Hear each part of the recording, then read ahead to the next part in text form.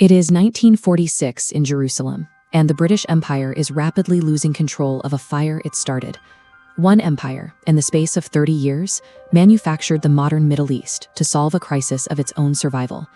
In 2023, a joint Israeli-Palestinian research project uncovered newly declassified British Mandate files.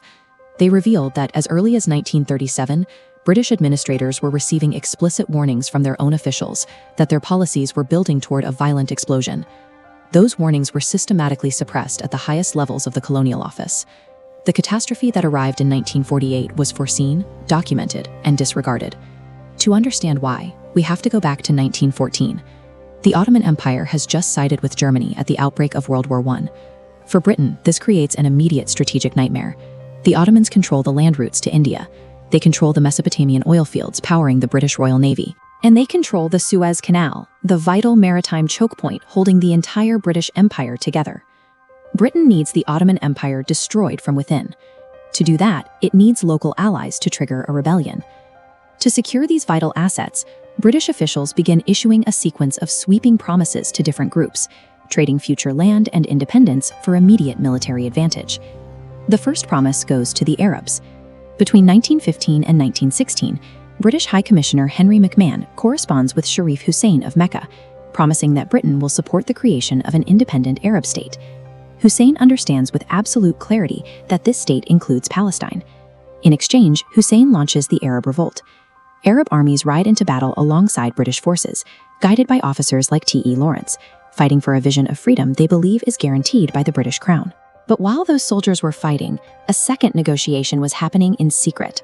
In 1916, British and French diplomats drew lines across a map, carving the region into spheres of influence. Look at the yellow strip on the left coast. That is Palestine, designated for international administration. The independent Arab state Hussein was promised existed nowhere in the Sykes-Picot Agreement. Men who had never lived in the region drew lines through ethnic homelands and religious communities with geometric indifference. They forced rival factions into artificial borders, hardwiring instability into the landscape. Britain was not finished making promises. In November 1917, the British government issues the Balfour Declaration.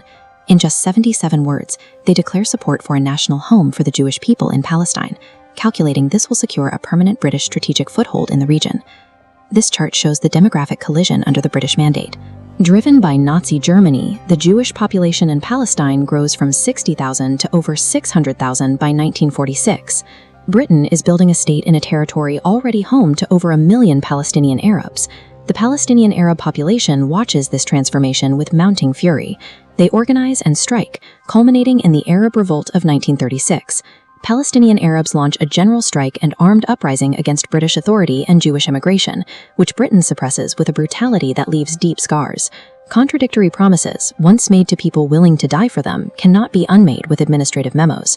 Once two desperate populations are committed to the same piece of land, a collision is the only mathematical outcome. By 1946, Britain is bankrupted by the Second World War. In Palestine, Jewish paramilitary groups are now fighting the British with the same determination they would later fight the Arabs. The British headquarters at the King David Hotel is bombed, killing 91 people. The territory is ungovernable. Britain hands the problem to someone else.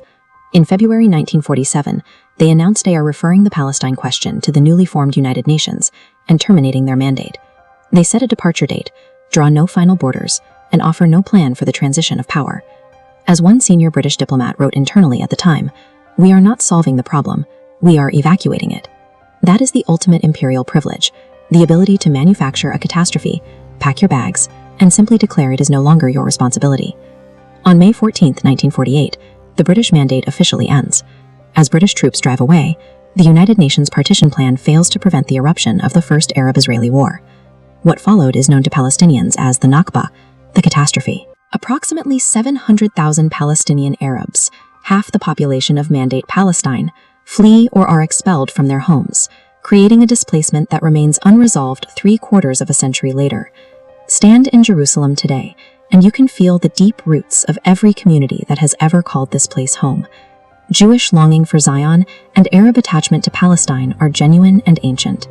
But Britain took those human realities and weaponized them. One empire made promises it knew it couldn't keep, to people it didn't value, all for the sake of oil and strategy. Then it lowered its flag and sailed away. The conflict they manufactured has outlasted their empire, and the land is still burning.